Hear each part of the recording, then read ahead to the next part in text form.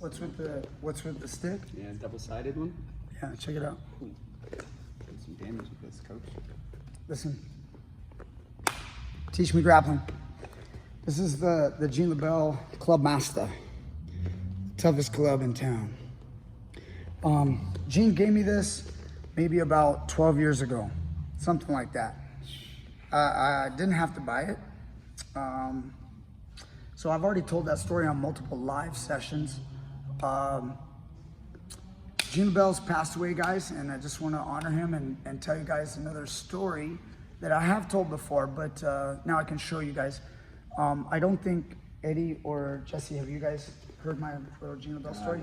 Okay, so one of the first times I knew of the man, I was like 18, I might have been 19. I have trouble a little bit with my memory on exactly when it was, but I was very young. And I knew how to wrestle, and I was getting into jiu-jitsu, so I definitely knew some jiu-jitsu at that time. And we were lined up, and this was on a Monday night at Go Course at Highstand, and you know, Gene's gonna teach us stuff. And so he calls out and he goes, here, I'm gonna take that for a second. He goes, come on out here. He points at me because I'm a new guy. I'm not from their school, and he's old school, guys. So I didn't like the old man so much because of what he did to me, which I'm gonna show you. But later on we reconciled, and I'm cool with him. And he's old. He was an old man then. So this had to be 1996-ish. So we're gonna go back. What is that, like? My math is terrible. Is that like 25 years or something?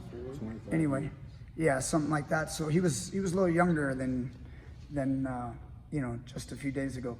So calls you over. He calls me out in front of everybody, and he says, "Get me in a single leg." And I did exactly what Eddie just did. And he goes, "No, it's not like that. Like, put your head on the outside." And I thought to myself, just go to your knee. Yeah, I thought to myself, well, if you wanted a high crotch, you know, again, guys, I'm a wrestler, and Gene is a judo guy, but he had a lot of catch wrestling, and so it is a single leg, okay? But to wrestling, we don't call this a single leg. We call this the high crotch position. Some people do call it head outside single. Anyway. I went here, and obviously Eddie's even taller than I am. So Gene, I was a little guy, so I was down here, you know, 132 pounds, soaking wet. And then he went, if a guy goes here and he gets your leg, all you have to do is cross face. Now I'm gonna do this slow. This is why I didn't have a very good relationship with Gene for many years, because he did not go slow. So you're gonna imagine, I don't do this to my training partners, but you have to imagine old school wrestler, judo, Gene Lebell, crossface, going across the cheek, and now look, the thumb, right there, you lift the nose, see that nose lift?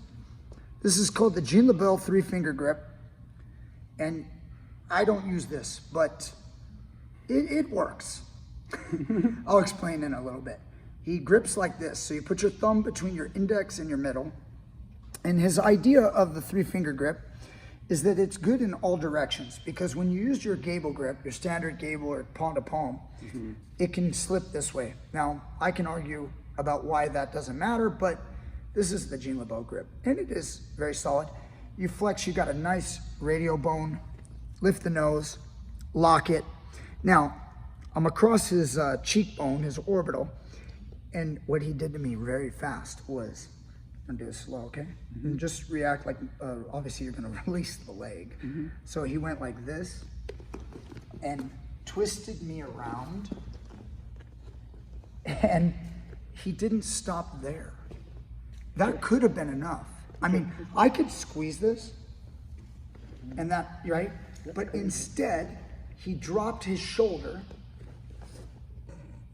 and then he went like this. So you've got a cheekbone breaking, combined with the sideways head and being compressed, being pulled back and compressed like that. Yeah. That's crazy. And this happened in about 0.357 seconds. But when you Like he spun me around, and he finally let go of me after the 11th tap. And finally he let go. That's why I wasn't a big fan of the man. But he's old school, and they got to put some hurting on you. And I was 18, and I was only hurt for a couple weeks. But my neck, and I got up like, I'm gonna kill you, old man. I was very pissed. But out of respect for him, I'm in his school, in Gokor school. I took it, and I didn't say a word. I acted tough, but deep inside I was very upset.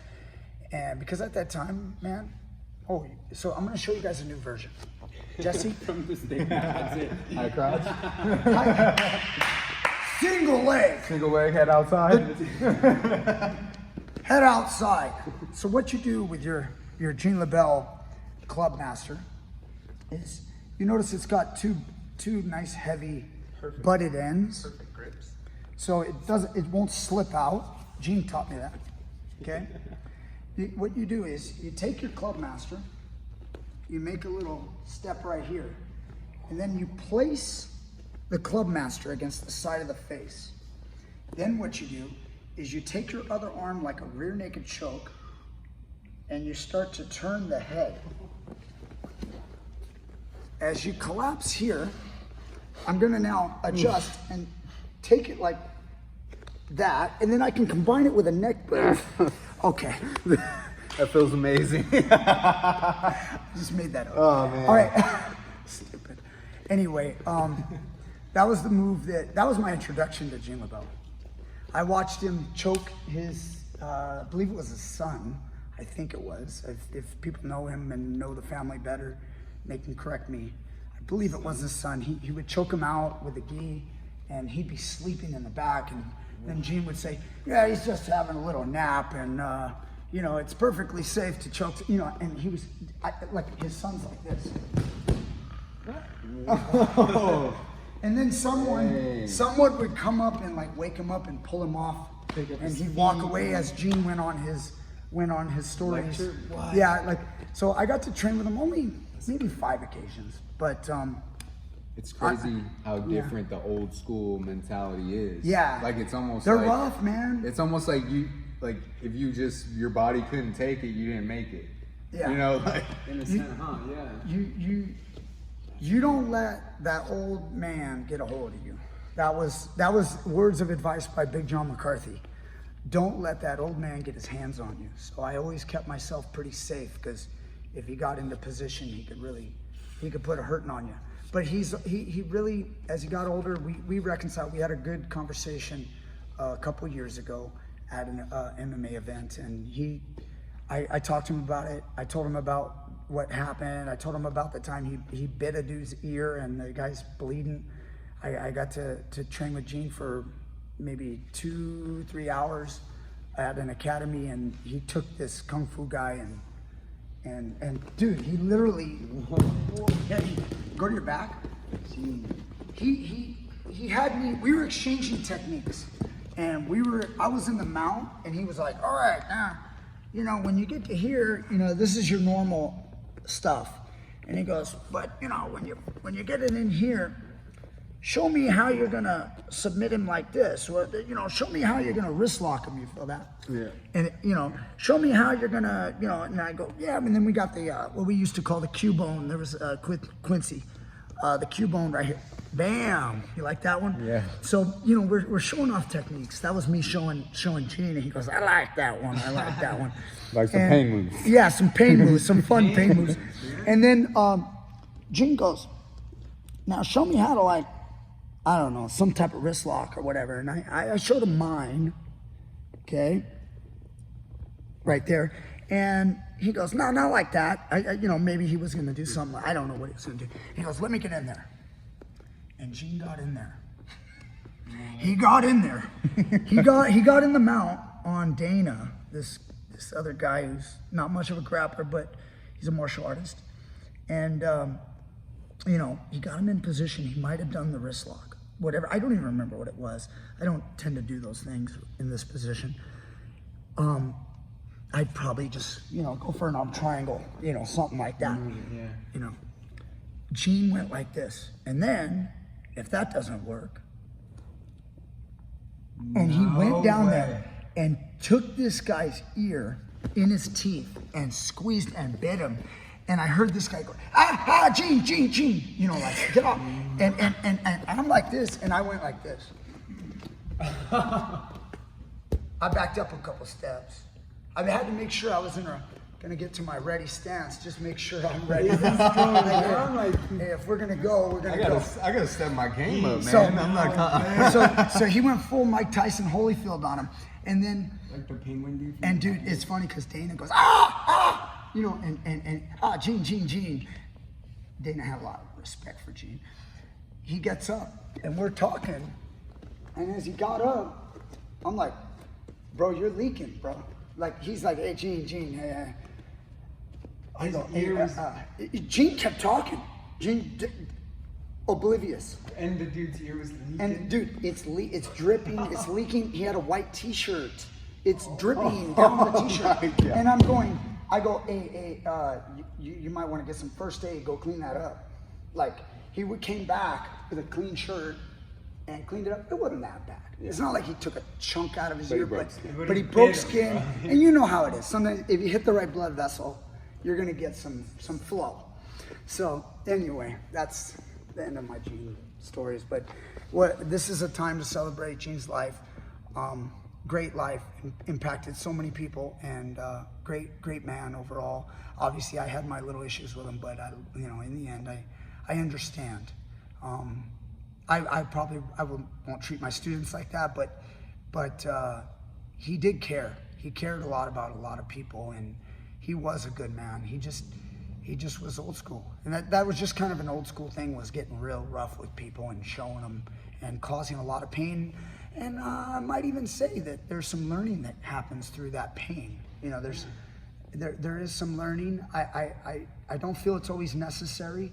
I think that we cause enough pain to each other when we fight, and when we really go at it, and tournaments get really painful. I think we can learn our lessons without going through that. Enough said. Gene's the man, was the man, and man, from Bruce Lee to the first MMA fight with Milo Savage, fighting a boxer and choking him out. And even back then, a lot of people, grappling can win, nobody thought that people might have said judo or catch wrestling or whatever, but it wasn't the predominant thought when you said, who knows how to fight? You'd pick a boxer or, something like that. And what would a classic street fighter do? He could, put up I grew up with Clint Eastwood and Any Which Way You Can and Any Which Way But Loose, Mm-hmm. So it was all about, getting in those fights and knocking dudes out, which is very important, but grappling is also very important. And Gene, I think, was one of the first ones to really spread it among the world. Obviously, the Gracies deserve some credit, but Gene was always there, and through him, Go Korchevich, and yeah, that's all I gotta say. Incredible man. I'm glad that I got to meet him and know him for 25 plus years, and that's it. Gene Lebell, man, for sure. Yeah. Awesome. Judo, Gene Lebell. So, guys, thank you so much. I appreciate everybody that watches this channel. Love you guys. And then I gotta say it. I'm not gonna do a whole video on Leandro Lowe, but these last few days we lost Leandro Lowe as well, tragically, way too young, horrible. But we're losing some great people. Let's get back on the upswing and realize, life is short, it's precious, and anybody could go at any time. So that's why we have to always be positive, get after it, not be depressed. This is not a depressing video to me. This is about celebration of his life, and now let's all celebrate our own life. Let's get after it, guys. This is life, man. It's a beautiful thing, and it's because it can be so short is what makes it valuable. What makes it amazing. If we were here forever, I could just sleep in tomorrow. But now I got to get up every day and I got to get after it. Thank you, Gene. All right. And thank you, Leandro. Absolutely. Yeah. Rest in peace to the legends. All right, guys. Thank you so much. Like, share, subscribe. We'll see you guys next time with more great stuff.